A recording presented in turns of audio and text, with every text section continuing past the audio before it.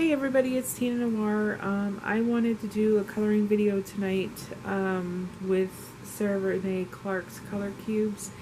Um, I had pulled out a card and I got Jade Summers' Amazing Patterns book that I pulled out, and I was flipping through it and I realized I hadn't colored in it since 2021, and the pictures I had colored in it in 2021 I had done with water-based markers. They were the Crayolas I had, and let me tell you, I almost ripped them out because I was so upset with them because of how bad streaky they look, and they just look like garbage.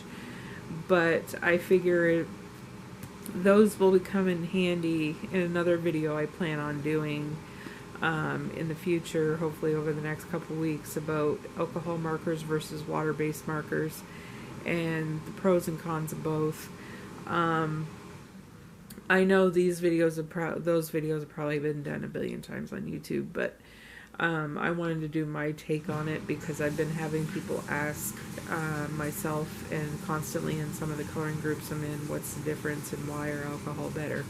So I want to do that at some point.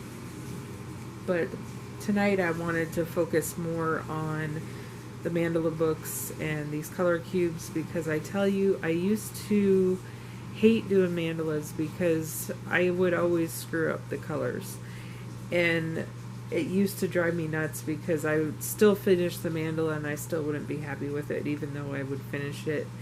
And I started doing shades of colors with some mandalas, like all different shades of pink, all different shades of purple, just to keep my mind active and wanting to do more mandalas, but it seemed like it didn't really work for me.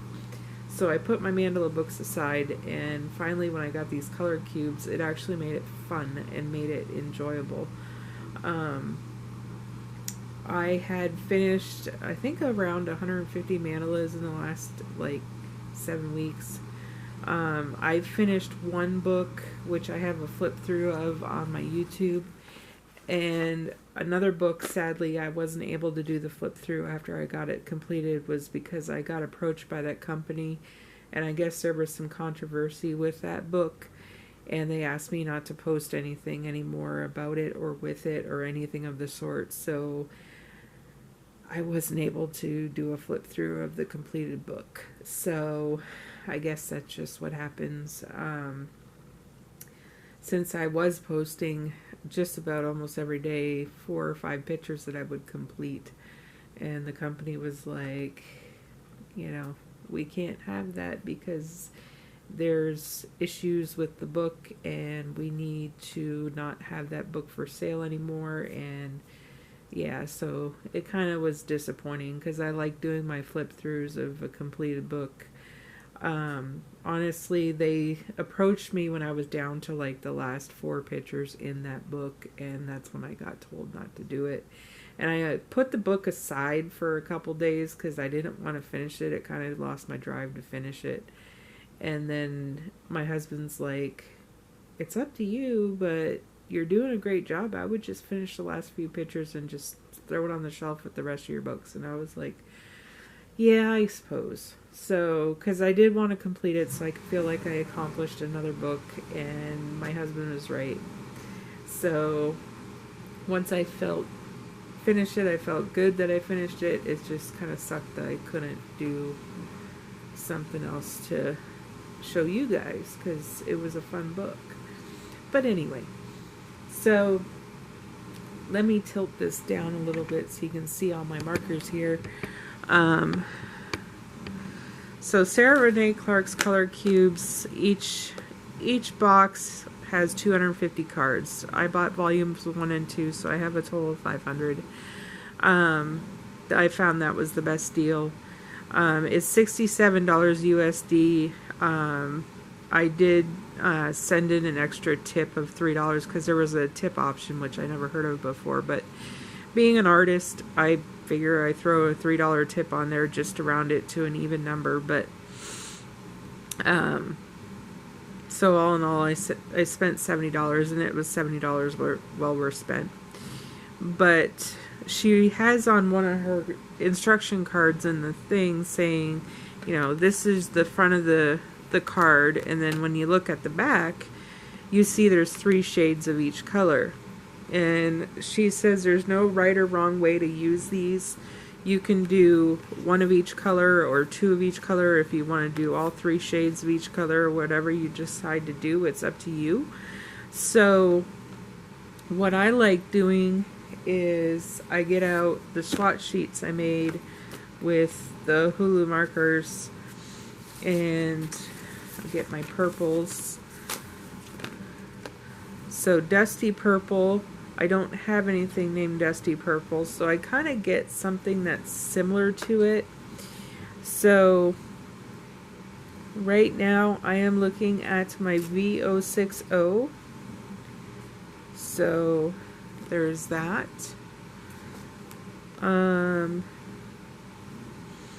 Because to me that reminds me of this pretty close.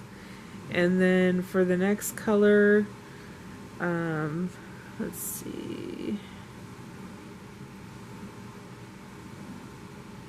If I don't see anything similar, what I usually do is I pick something close. So what I'm going to do is, because I picked the 060, actually the V050 looks fairly similar too. So let's find that. So there. Alright, now we're going to go over to the greens. So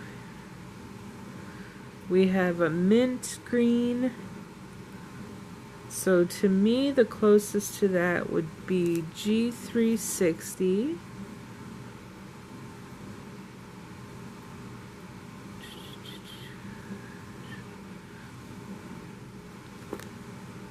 So that kind of looks like that one, kind of.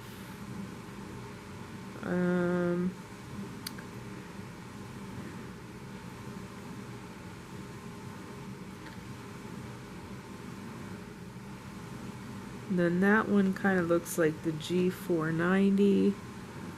So we will grab that one. I know I was planning on grabbing these before I did this video, but I thought it would be kind of fun to do it as part of the video,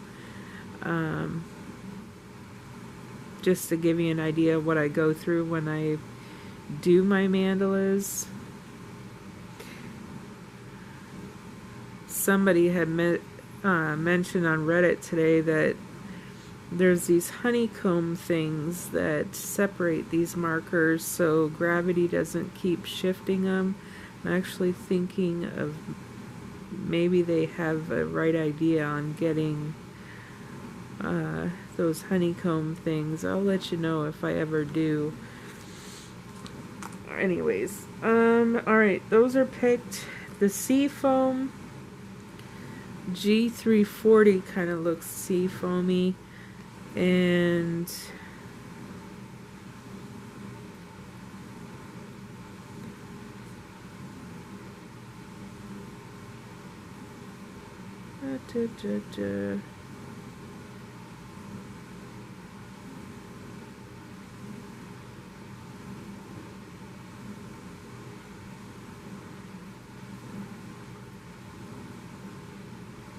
don't see anything similar to that one.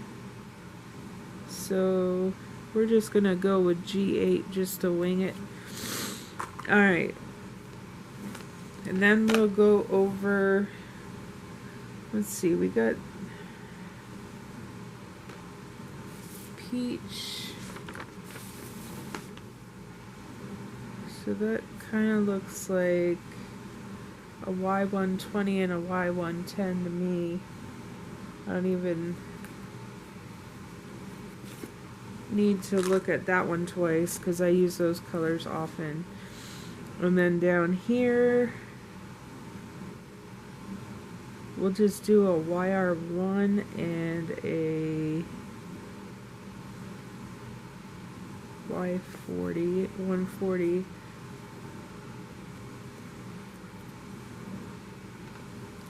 YR1 is this one.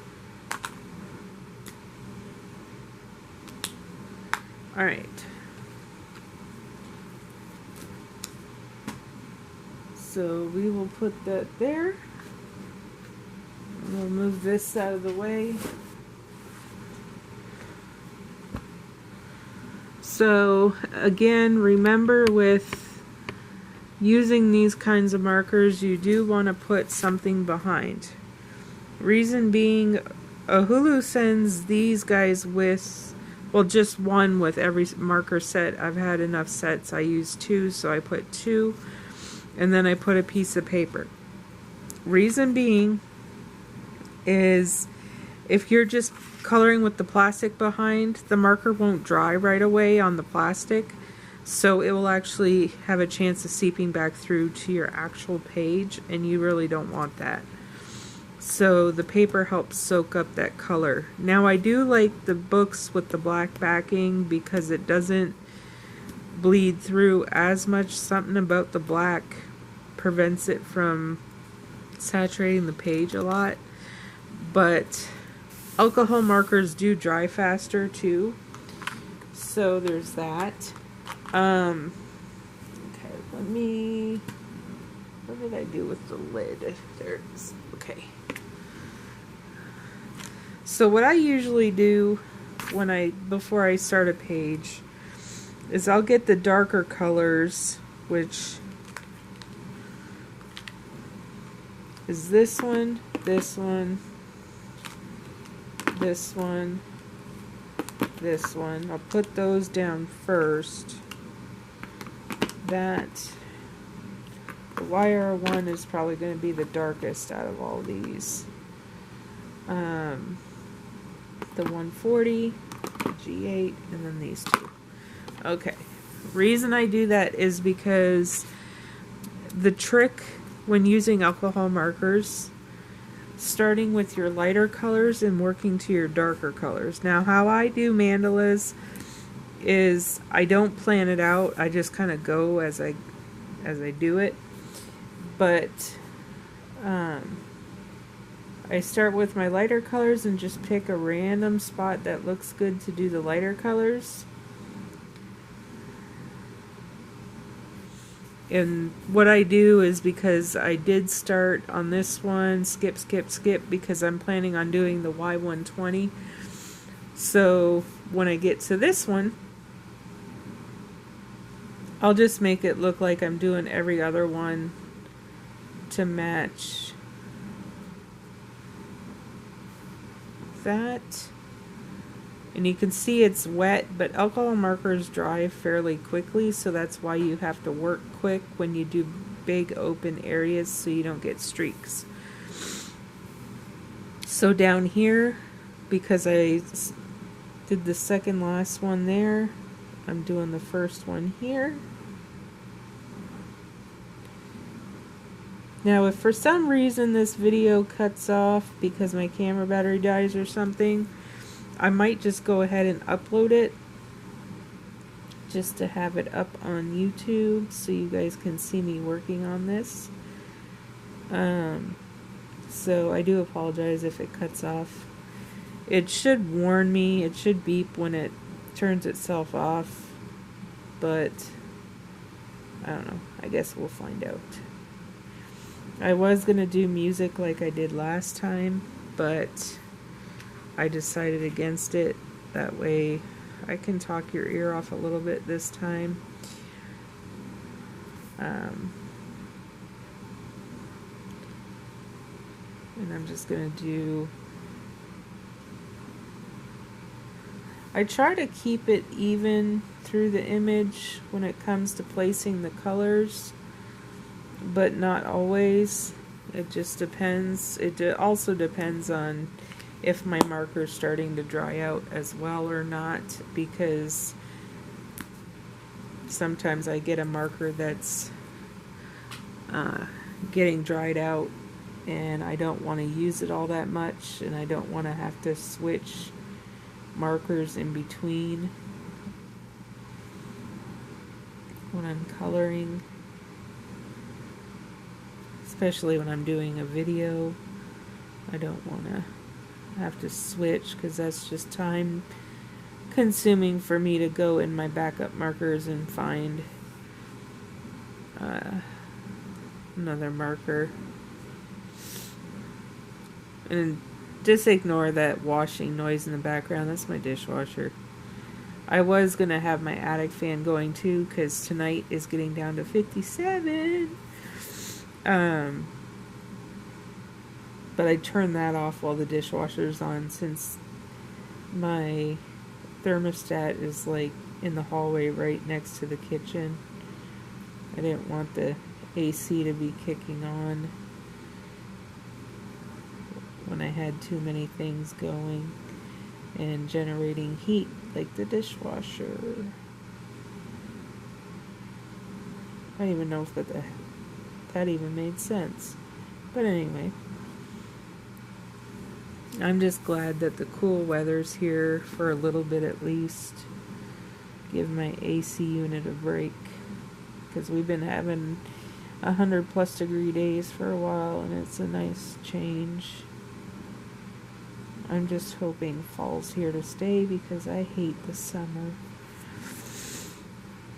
Alright, so since I did that, I'm going to also do these just because there's only 4 of them and they look lonely with no color.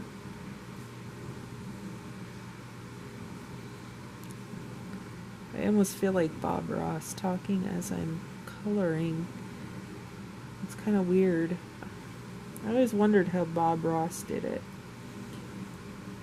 Just talking life stories and painting and enjoying himself. It's actually pretty fun. Alright, anyways. Next color is going to be the G8. So what I'm going to do is, these look like leaves to me. So we're going to